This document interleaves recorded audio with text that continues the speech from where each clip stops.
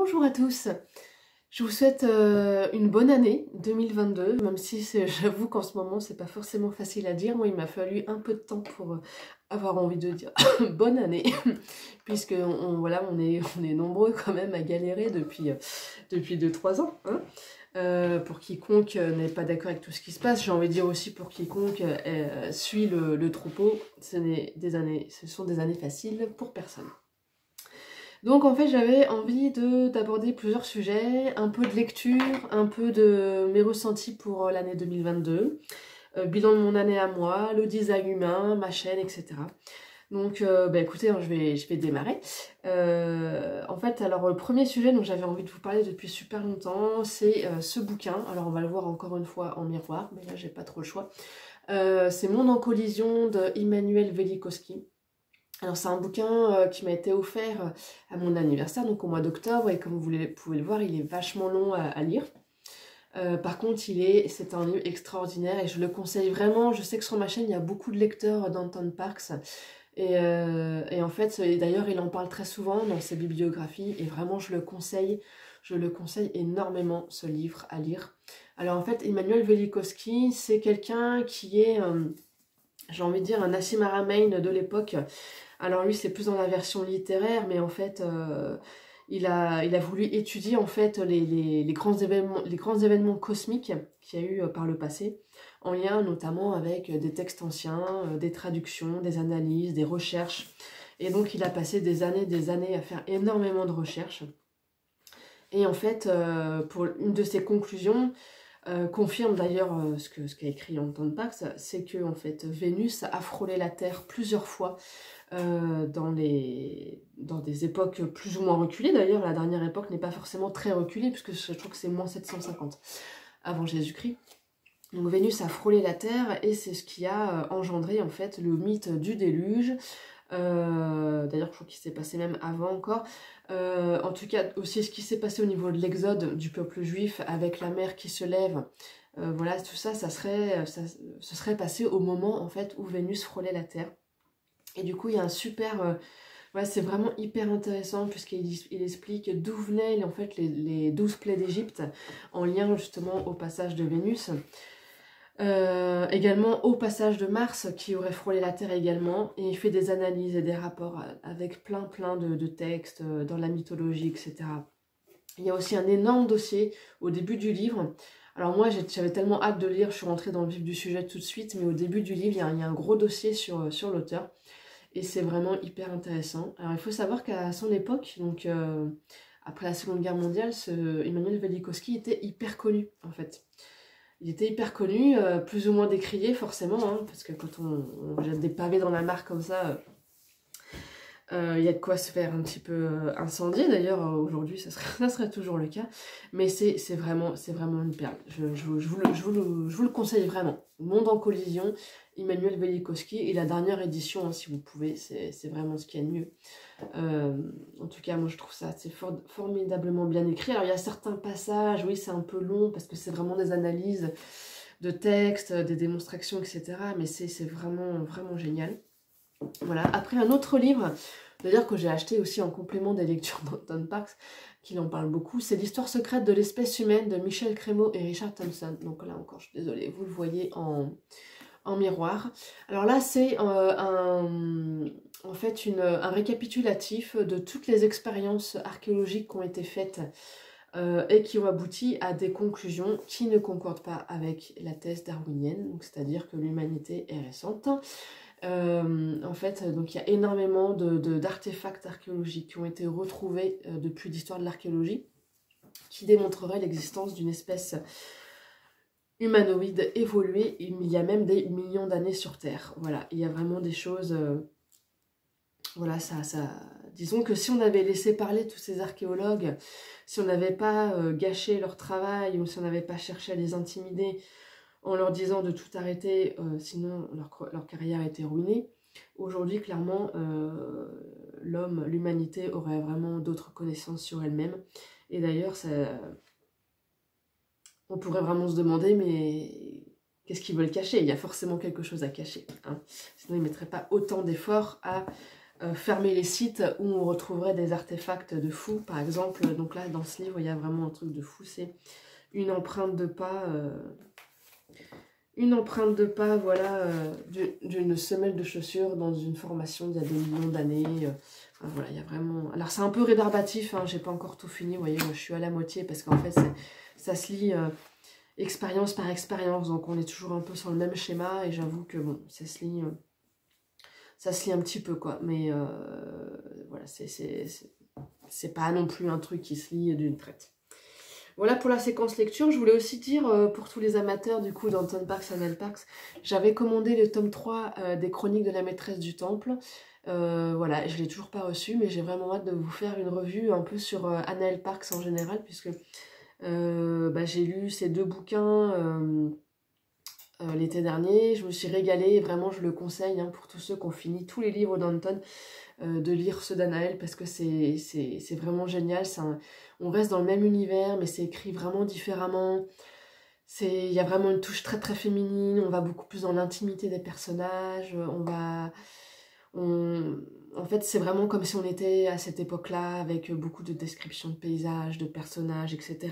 On est aussi beaucoup plus en lien avec les humains de l'époque, puisque elle, en fait, autant Anton Parks est sur le personnage d'Enki puis de Horus, et Anaël est vraiment sur le personnage d'Anna. Et donc c'est vraiment hyper intéressant. Je vous conseille vraiment aussi de vous attaquer au livre d'Anaël Parks si vous n'avez plus rien à lire ou que vous avez adoré aussi les livres d'Anton. Voilà. Voilà pour la séquence lecture. Alors sinon, l'année 2021, bon, je pense qu'elle a été... elle s'est passée, hein, de toute façon.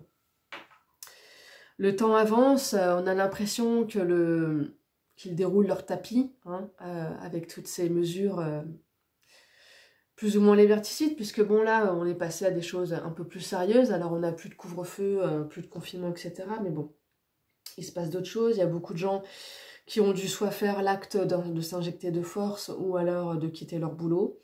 Alors moi je voulais donner un petit message, un petit peu de courage, puisque je connais moi des personnes qui ont dû quitter leur boulot, d'infirmières notamment, et j'ai une amie notamment qui vraiment s'en sort, qui se sort les doigts du cul comme on dit, hein, et qui avance toujours, qui fait les vies, qui est mère célibataire, qui a 2 enfants et qui s'en sort. Qui s'en sort parce qu'elle a la foi, elle y croit, et qu'à partir du moment en fait où on fait le choix du cœur, le choix de ne pas succomber à cet acte, j'ai envie de dire, c'est pas un acte de torture mais d'esclavage, hein, enfin pour moi c'est ça, on s'en sort du moment qu'on fait ça aligné avec le cœur.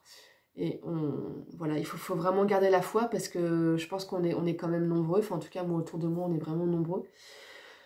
Et nous, cette année, on a fait le choix de garder notre fille avec nous pour pas qu'elle ait le masque toute la journée à l'école. C'est un choix qui est pas simple, puisque notre fille adore l'école. Elle aime toujours et l'école lui manque. Voilà, mais pour nous, c'est vraiment impossible de l'avoir avec ce masque sur les yeux toute la journée. Enfin, sur les yeux, sur le nez, la bouche. Voilà, donc c'était un gros défi, puisqu'on est 2 personnes à notre compte, hein. Moi, comme vous l'avez vu sur ma chaîne, je me suis lancée dans le design humain cette année, donc ça a été une vraie révélation aussi. Un bel engagement et beaucoup de travail, puisque j'ai beaucoup travaillé pour me former.